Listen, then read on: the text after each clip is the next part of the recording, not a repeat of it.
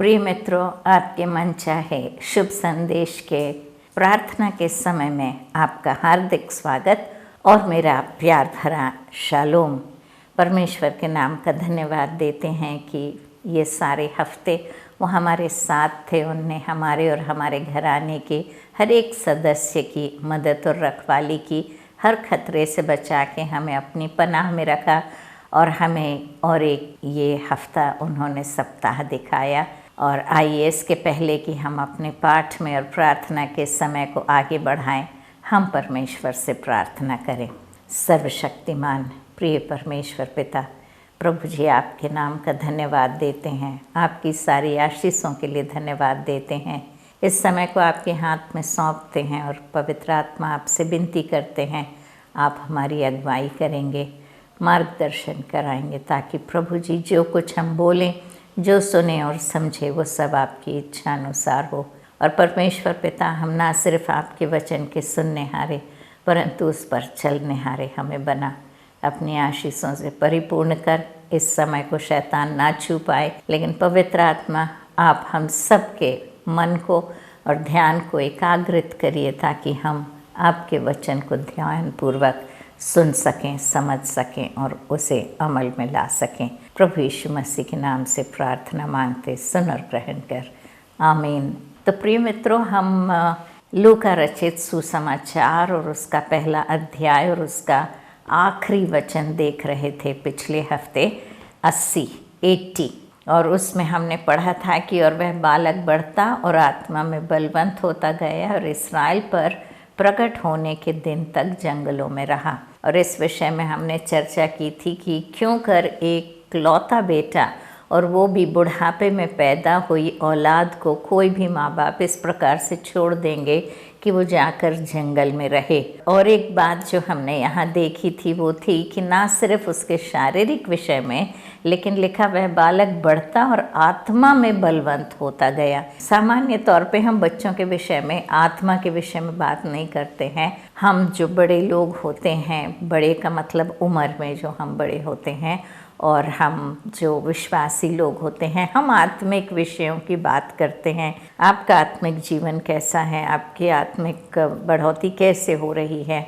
लेकिन बच्चों के लिए हम उनके शारीरिक तौर से ही या मानसिक तौर से बातें करते हैं कि कितना समझदार है या कितना होशियार बच्चा है, कितनी अच्छी पढ़ाई लिखाई करता है, उसका स्वास्थ्य कितना अच्छा है, इस प्रकार से बात करते। लेकिन आत्मिक दशा बच्चों की हम डिस्कस नहीं करते, उसकी चर्चा नहीं करते। लेकिन यहाँ पर ये जो बालक था ये अलग था और ये परमेश्वर का भेजा हुआ बालक था। और हमने यूहन्ना बपतिस्मा देने वाले के विषय में हमने पुराने नियम में से काफ़ी भविष्यवाणियों को देखा है। परमेश्वर ने कैसे यशायाह नबी की पुस्तक में हमने देखा, मलाकी की नबी की पुस्तक में देखा, कैसे परमेश्वर ने यूहन्ना बपतिस्मा देने वाले के विषय में बातें की थी, भविष्यवाणी की थी, किस प्रकार से वो प्रभु का मार्ग तैयार करेगा, किस प्रकार वो बच्चों के हृदय को माता पिता की ओर और माता पिता के हृदय को बच्चों की ओर फेरेगा। तो इस प्रकार से हमने बपतिस्मा देने वाले यूहन्ना के विषय में पुराने नियम में काफ़ी भविष्यवाणियाँ देखी थी। और हम मसीही होते हुए बहुत परिवारों में मैंने देखा है, और घरों में, घर के अलावा कलीसिया में भी कई लोग नया नियम तो पढ़ते हैं, लेकिन पुराने नियम की ओर हम ज़्यादा ध्यान नहीं देते हैं। और ख़ास तौर पे जैसे लव्य अवस्था है या गिनती है या इतिहास है, इस प्रकार की जो पुस्तकें होती हैं जिनमें ढेर सारे नाम हो, वो भी ऐसे बड़े बड़े नाम होते हैं जिनका उच्चारण करना भी मुश्किल होता है, ऐसी किताबों को हम ज़्यादा ध्यान दे के नहीं पढ़ते। और हम कई चैप्टर्स, उसके अध्याय हम पलट देते हैं पन्नों को कि अरे यहाँ से तो ये नाम है, पूरे ये भी नाम है, पूरे इसने इसका पुत्र हुआ, फिर उसका पुत्र हुआ, उस पुत्र हुआ। इस प्रकार से वो हम सोचते हैं कि उसका कुछ मतलब नहीं। लेकिन परमेश्वर के वचन में लिखा हुआ हर शब्द मायने रखता है, क्योंकि उन नामों के भी अर्थ होते हैं। और जब हम उसका उच्चारण करते हैं तो हम वो शब्द कहते हैं। और इसलिए हमें कोई सा भी वर्ड जंप करने के लिए हम इसको ना रखें, लेकिन प्रति शब्द को हम पढ़ें। इसमें से। और नया नियम जो है उसे तो हम पढ़ लेते हैं, लेकिन पुराने नियम को हम अक्सर नेग्लेक्ट करते हैं। लेकिन आज पिछले हफ्ते हमने लय व्यवस्था में से देखा था कि क्यों ये बात हमारे लिए ज़रूरी है कि हम ध्यान दें कि क्यों बपतिस्मा देने वाला यूहन्ना इज़राइल पर प्रकट होने तक जंगल में रहा। क्या उसके माँ बाप ने बुढ़ापे में पैदा हुआ इसलिए उसके लिए एक घर जंगल में बना दिया था और कहा कि बेटा तू जंगल में रह, या क्योंकि बुढ़ापे में वो पैदा हुआ था, थोड़ा बड़ा हुआ होगा और माता पिता का देहांत हो गया होगा और वो अकेला था इसलिए जंगल में जाके रहने लगा? नहीं मित्रों, इस प्रकार से नहीं है, उसका कोई मतलब है। और मैंने पूरा पिछले हफ्ते आप लोगों से ये बात भी कही थी कि जो अभी हम चर्चा जिस बात की करने जा रहे हैं, जो डिस्कस करने जा रहे हैं, मैंने अभी तक किसी प्रीचर को बोलते नहीं सुना है। मैंने खुद उस विषय में इस प्रकार से नहीं सोचा था। और इतने एपिसोड्स हमने सिर्फ एक चैप्टर, एक अध्याय लूका का करते करते काफ़ी हमारे एपिसोड्स निकल गए हैं। कभी भी इतने विस्तार से मैंने कोई एक चैप्टर को नहीं पढ़ा था, लेकिन अभी जब हम ये बाइबल स्टडी कर रहे हैं तब मैं आपके साथ साथ जब मैं ये स्टडी कर रही हूँ, जब इस पाठ को ध्यान से देख रही हूँ, परमेश्वर जो नई नई चीज़ें मुझे बता रहा है वह मैं आपके साथ शेयर कर रही हूँ। मैंने कोई बाइबल कॉलेज नहीं किया, कोई थियोलॉजी नहीं की है, नियोलॉजी घुटनों पर बैठकर पर कि पवित्र आत्मा की सहायता से मैंने इस बाइबल का अध्ययन किया है। तो मुझे नहीं मालूम, मैंने तो पढ़ा तो नहीं है, ना कहीं पढ़ा है ना कहीं सुना है, लेकिन परमेश्वर ने जब ये बात पर रोशनी डाली तो मैंने फिर लय व्यवस्था में जाके देखा कि आखिर जंगल में क्यों यूहन्ना बपतिस्मा देने वाला रहा। और हमने लय व्यवस्था के 16वें अध्याय को शुरू किया था पिछले हफ्ते, और हमने इसे 6वें वचन तक हमने इसे किया था। और हमने देखा था कि 6वें वचन में, और हारून उस पाप बलि के बछड़े को जो उसी के लिए होगा चढ़ाकर अपने और अपने घराने के लिए प्रायश्चित करे।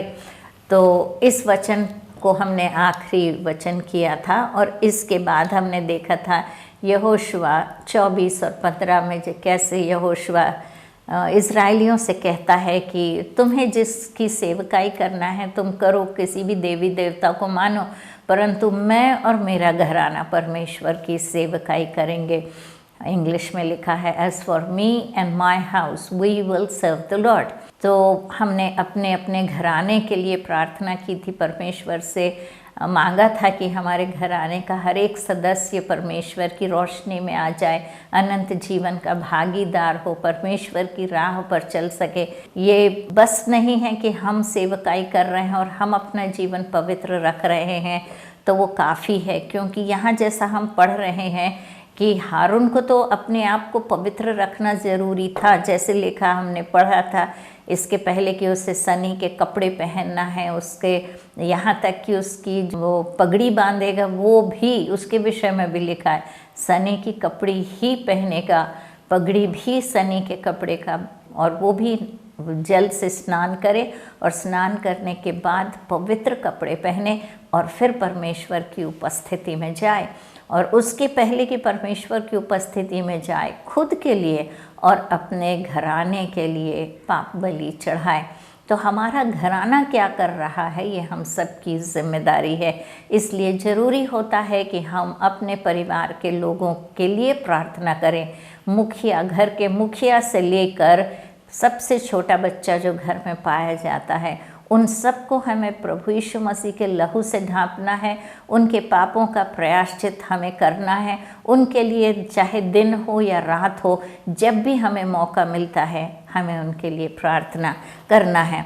और हम देखते हैं यहाँ पर सारे घराने का जिम्मा हमारे सिर पर होता है। 7वें वचन में है, और उन दोनों बकरों को लेकर मिलाप वाले तंबू के द्वार पर यहोवा के सामने खड़ा करे, और हारून दोनों बकरों पर चिट्ठियाँ डाले, एक चिट्ठी यहोवा के लिए और दूसरी आजा जेल के लिए हो। और जिस बकरे पर यहोवा के नाम की चिट्ठी निकले उसको हारून पाप बलि के लिए चढ़ाए, परंतु जिस बकरे पर आजा जेल के लिए चिट्ठी निकले वह यहोवा के सामने जीवित खड़ा किया जाए, कि उससे प्रायश्चित किया जाए और वह आजाजेल के लिए जंगल में छोड़ा जाए। तो दोनों बकरों को लेकर मिलाप वाले तंबू के सामने हारून को खड़े होना पड़ता था और फिर इन दोनों बकरों के ऊपर चिट्ठी डाली जाती थी। एक जो बकरा था वो आजाजेल या बलि का बकरा जिसे कहते हैं, इंग्लिश में स्केप गोट कहते हैं, एक वो चिट्ठी डाली जाती थी और दूसरी जो चिट्ठी रहती थी वो यहोवा के नाम की चिट्ठी होती थी। तो दोनों चिट्ठियाँ डाली जाती थी दोनों बकरों के लिए, और फिर जिस बकरे पर यहोवा के नाम की चिट्ठी निकलती थी वो हारून के लिए पाप बलि के रूप में चढ़ाया जाता था। लेकिन जिस बकरे पर आजाजेल या बलि का बकरा या स्केप गोट जिसके नाम से वो चिट्ठी निकलती थी उसे वहाँ पर बलि नहीं चढ़ाया जाता था। यद्यपि वो बलि का बकरा कहलाया जाता था फिर भी उसकी बलि नहीं चढ़ाई जाती थी, वह जीवित खड़ा किया जाता था और उससे प्रायश्चित किया जाता था और वह आजाजेल के लिए जंगल में उसे छोड़ दिया जाता था। तो जो बलि का बकरा जो कहलाता है या आजाजेल कहलाता है उसकी बलि नहीं चढ़ाई जाती थी, लेकिन जो दूसरा बकरा होता था जिस पे यहोवा का नाम आता था वो बलि चढ़ाया जाता था। 2 बकरे। हम ध्यान दें प्रायश्चित पापों का कैसे होता है, हम पुराने नियम में देख रहे हैं और इस पद्धति या इस प्रकार का जो नियम नियुक्त किया गया था ये पुराने नियम का ये नियुक्ति इसकी नए नियम में कैसे हुई ये हम देखने जा रहे हैं। और हमने देखा नए नियम में लूका और पहला अध्याय 80वें उसके आयत में कि जंगल में यूहन्ना बपतिस्मा देने वाला जंगल में जाकर रहा। 11वें वचन को हम पढ़ते हैं, हारून उस पाप बलि के बछड़े को जो उसी के लिए होगा समीप ले आए और उसको बलिदान करके अपने और अपने घराने के लिए प्रायश्चित करे। तो सबसे पहले जो याजक है परमेश्वर की सन्निधि में अपने आप को जो सामने लेके जा रहा है, लोगों के पापों का प्रायश्चित करने के लिए जो जा रहा है, उसे सबसे पहले अपने खुद के पापों के लिए, अपने घराने के पापों के लिए पाप बलि चढ़ाने की ज़रूरत हो रही है, क्योंकि जब तक उसे क्षमा नहीं मिलेगी तब तक वो परमेश्वर की सन्निधि में नहीं जा सकता।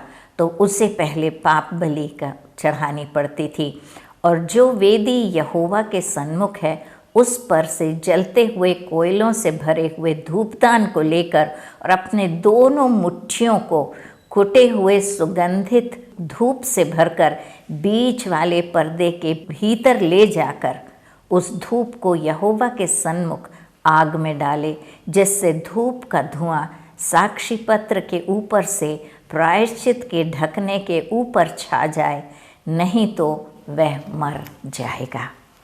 तो यहाँ पर हारून क्या करता है, वो कोयला उठाता है और कोयला धधकता हुआ कोयला उठाता है और वह वेदी पर से परमेश्वर के सन्मुख से जलते हुए कोयलों से भरा धूपदान लेता है और फिर अपनी दोनों मुट्ठियों में कुटे हुए सुगंधित धूप को भर लेता है और उसे वो उसमें डालता है।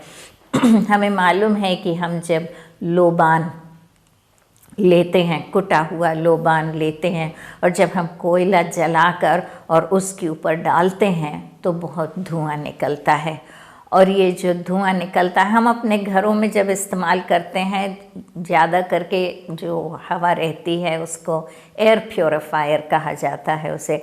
तो जब हम उसे जलाते हैं तो जो भी घर में कीटाणु वगैरह होते हैं, जो हवा जो साफ़ नहीं होती है वो सब क्लियर हो जाती है। इट्स अ प्योरीफायर, शुद्धिकरण, जो भी एटमॉस्फेयर है, वातावरण का शुद्धिकरण होता है। तो इस प्रकार से परमेश्वर के सामने, और यहाँ हमें मालूम है धूप जो है ये परमेश्वर के सामने जब चढ़ाया जाता था, हमारी प्रार्थनाएं जो हैं परमेश्वर के सामने एक धूप के समान परमेश्वर की सन्निधि में पहुँचती हैं।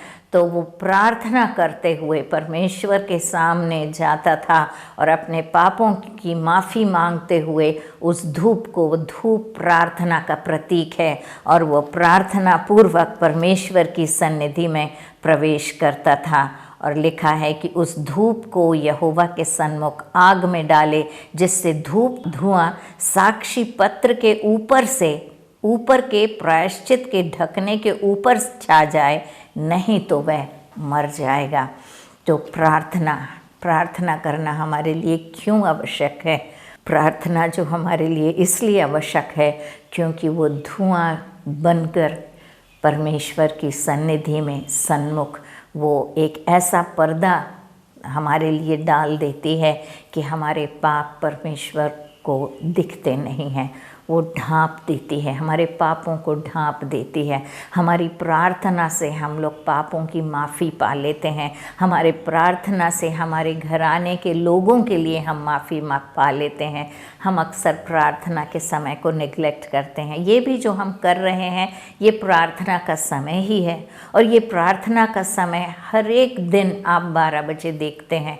गुड न्यूज़ चैनल पर भी ये आता है, गुड न्यूज़ चैनल पर इंग्लिश में आता है और शुभ संदेश पे हिंदी में आता है, और हर एक दिन कोई ना कोई प्रचारक आपके सामने परमेश्वर का वचन लाते हैं और आपके साथ प्रार्थना करते हैं। यदि आप दिन के 12 बजे फ्री रहते हैं तो आप ज़रूर इस समय में बैठिए। इसलिए नहीं क्योंकि हम लोग बहुत अच्छा प्रचार कर रहे हैं इसलिए हमारी बातों को सुनिए, इसलिए नहीं, इसलिए कि आप उस समय परमेश्वर की सन्निधि में बैठते हैं, और परमेश्वर से जब हम परमेश्वर के भक्तों के साथ मिलकर प्रार्थना में शामिल होते हैं तो हमारे परिवार को उससे फ़ायदा होता है, लाभ होता है, क्योंकि प्रार्थना का समय बहुत ही ज़्यादा इम्पोर्टेंट प्रमुख समय होता है। और यहाँ पर हम देखते हैं प्रायश्चित करने के लिए, पापों के प्रायश्चित करने के लिए वो सुगंधित धूप लेता है और उसे दोनों मुट्ठी में भरकर वो बीच वाले पर्दे के भीतर ले आता है और उस धूप को यहोवा के सन्मुख आग में डालता है, जिससे धूप का धुआं साक्षी पत्र के ऊपर से होकर परमेश्वर के सन्निधि में पहुंच जाता है। और कहता है, परमेश्वर का वचन कहता है कि यदि ऐसा ना हो तो हारून मर जाएगा। जिंदगी और मौत का सवाल होता है। तब वह बछड़े के लहू में से कुछ लेकर पूर्व की ओर और प्रायश्चित के ढकने के ऊपर अपनी उंगली से छिड़के, और फिर उस लहू में से कुछ उंगली के द्वारा उस ढकने के सामने भी 7 बार छिड़क दे। फिर वह उस पाप बलि के बकरे को, जो साधारण जनता के लिए होगा, बलिदान करके उसके लहू को बीच वाले पर्दे के भीतर ले जाए, और जिस प्रकार बछड़े के लहू से उसने किया था ठीक वैसे ही वह बकरे के लहू से भी करे। तो वो उस लहू को प्रायश्चित के ढकने पर छिड़के, और लिखा है 7 बार छिड़के। और ये जो 7 जो हमारी गिनती होती है ये पूर्ण गिनती परमेश्वर की गिनती होती है 7। तो वो उस रक्त को वहाँ पर छिड़के, और वह इज़राइलियों की भांति भांति की अशुद्धता और अपराधों और उनके सब पापों के कारण पवित्र स्थान के लिए प्रायश्चित करे, और मिलाप वाला तंबू जो उनके संग उनकी भांति भांति की अशुद्धता के बीच रहता है उसके लिए भी वो वैसा ही करे। तो परमेश्वर के आगे ये जो लहू छिड़कता है ये सारी अशुद्धता के लिए, सारे पापों के लिए प्रायश्चित करने के लिए बकरे को वध किया गया है, इसकी बलि चढ़ाई गई है। और जो साक्षी है, साक्षी परमेश्वर के सामने जो साक्षी पत्र है और जो परमेश्वर की सन्निधि है उस पर ये रक्त छिड़का जाता था। ये एक बलिदान था जो प्रायश्चित और पवित्रता दोनों का काम करता था। लिखा है भांति भांति की अशुद्धता के बीच रहता था। कौन? मिलाप वाला तंबू जो उनके संग भांति भांति की अशुद्धता के लिए, सारे लोगों के पापों के बीचों बीच मिलाप वाला तंबू रहता था। और वहाँ पर उनके साथ जब रहता था तो लिखा है उस अशुद्धता के बीच जो वो रहता था उसके लिए वैसा ही करें।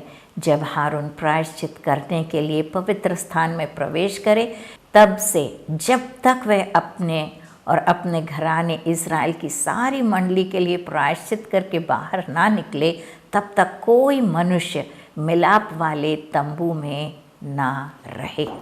उस समय परमेश्वर की उपस्थिति उस मिलाप वाले तंबू में भर जाती थी और परमेश्वर की उपस्थिति इतनी शक्तिशाली होती और इतनी पवित्र होती है कि कोई भी इंसान यदि वहाँ रहेगा, तो जैसे मैंने आपको पिछले हफ्ते बताया था कि यदि एसिड को कोई मामूली पात्र में डाला जाए तो वो उस पात्र को खा जाता है। तो पात्र का जो एसिड है दोष उसका नहीं है, लेकिन यदि पात्र उस लायक नहीं है जिसमें एसिड डाल सकें, और तो पात्र का प्रॉब्लम रहता है वो। तो अगर कोई भी अशुद्ध पात्र या अशुद्ध इंसान उस मिलाप वाले तंबू में पहुंच जाए उस समय, तो परमेश्वर की पवित्रता और परमेश्वर की शक्ति के कारण वो वहाँ बच नहीं सकता और वो वहीं ख़त्म हो जाता है।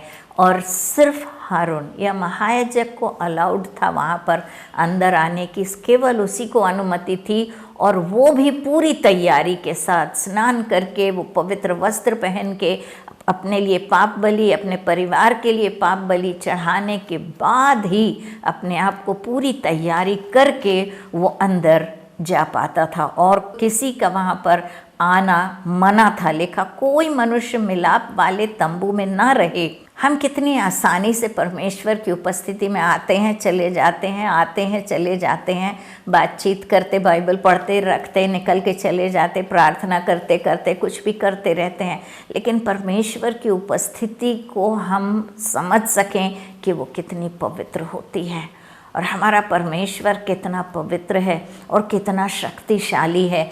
हम नए नियम में हम प्रभु यीशु मसीह ने क्योंकि हमारे लिए इतने छूट दे, उसने छूट नहीं दी, हम खुद ले लेते हैं वो छूट। लेकिन हम देखते हैं पुराने नियम में कि लोगों को कितना सावधान रहना पड़ता था परमेश्वर की सन्निधि में।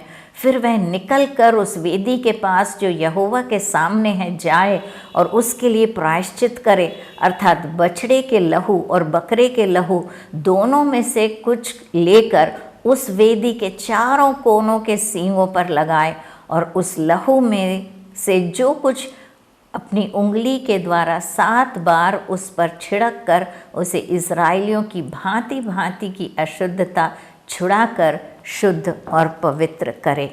तो यहाँ हम देखते हैं वह निकल कर उस वेदी के पास जो यहोवा के सामने है जाए और उसके लिए प्रायश्चित करे, और फिर बछड़े के लहू और बकरे के लहू दोनों में से लेकर जो चारों कोनों में सींग, वाचा के संदूक पे जो सींग लगाए गए हैं वो उस पर लहू को छिड़के और लगाए, और वो सींग पे लहू लगाने के बाद वह उस लहू से कुछ अपनी उंगली पर लेकर 7 बार उस पर छिड़क कर इस्राएलियों की भांति भांति की अशुद्धता छुड़ाकर शुद्ध और पवित्र करे। तो अशुद्धता और पापों की शुद्धिकरण के लिए हारून को ये सब काम वहाँ पर करना पड़ता था।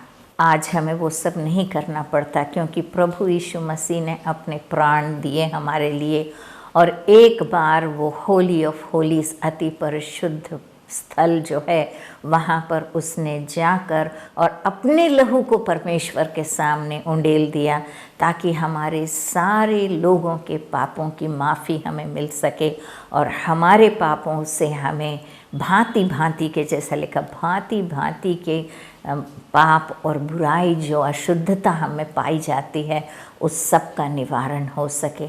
इसलिए प्रिय मित्रों, हमारे लिए बहुत ज़रूरी है कि हम ना सिर्फ नए नियम को पढ़ते जाएं लेकिन पुराने नियम को भी पढ़ें ताकि हमें समझ में आ सके कि प्रभु यीशु मसीह को आखिर अपने प्राण क्यों देने पड़े। जब उन्होंने इतना सुंदर जीवन जिया तो उन्हें क्यों अपने प्राणों की बलि चढ़ानी पड़ी। हमें यह समझ में आता है कि पापों का प्रायश्चित करने के लिए इस प्रकार की विधि ठहराई गई थी और हर साल इस प्रकार से होता था। और वैसे भी लोग जब पाप करते थे तो पाप बलि आकर चढ़ाते थे, होम बलि आकर चढ़ाते थे और लहू की नदियाँ बहने लगी थीं, क्योंकि लोगों के लिए इतना आसान हो गया था, क्योंकि उन्हें तो पाप की मजदूरी नहीं सहना पड़ता था।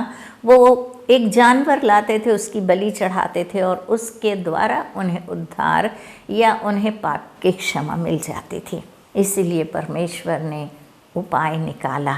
थक गया था लहू की नदियाँ देखते देखते और आखिर जानवर उसी की सृष्टि थी। तो परमेश्वर ने जो उपाय नए नियम में हम जिसे पढ़ते हैं उद्धार का, उसे उसने निकाला ताकि हमारे पापों की माफ़ी और प्रायश्चित हो सके।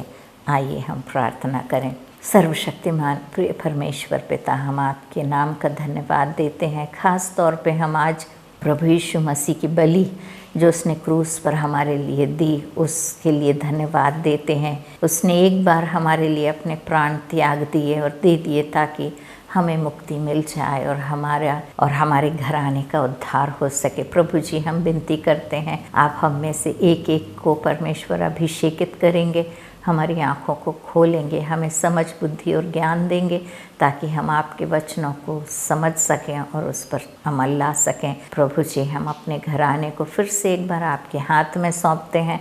अपनी परेशानियों, अपनी तकलीफ़ों को, अपनी सारी चिंताओं को आपके ऊपर हम डालते हैं, क्योंकि आप हमारी चिंता करते हैं प्रभु जी, और हर इंतज़ाम और हर परेशानी से मुक्ति देने का आपने हमसे वायदा किया है। इसलिए परमेश्वर, हम हृदय से आपके नाम का धन्यवाद देते हैं और जब तक हम फिर ना मिलें तब तक के लिए हम विनती करते हैं प्रभु जी, आपकी उपस्थिति, आपकी आशीष हम सबके साथ हो और हम इसी प्रकार आपके वचन का अध्ययन करते रहें और परमेश्वर आपके बारे में सीखते रहें। सारी आशीषों के लिए हृदय से धन्यवाद देते हुए प्रभु यीशु मसीह के नाम से प्रार्थना मांगते हैं, सुन और ग्रहण कर, आमीन। परमेश्वर आप सबको आशीष दे। मित्रों, अगले हफ्ते फिर मुलाकात होगी, तब तक के लिए परमेश्वर आपके साथ हो। God bless you.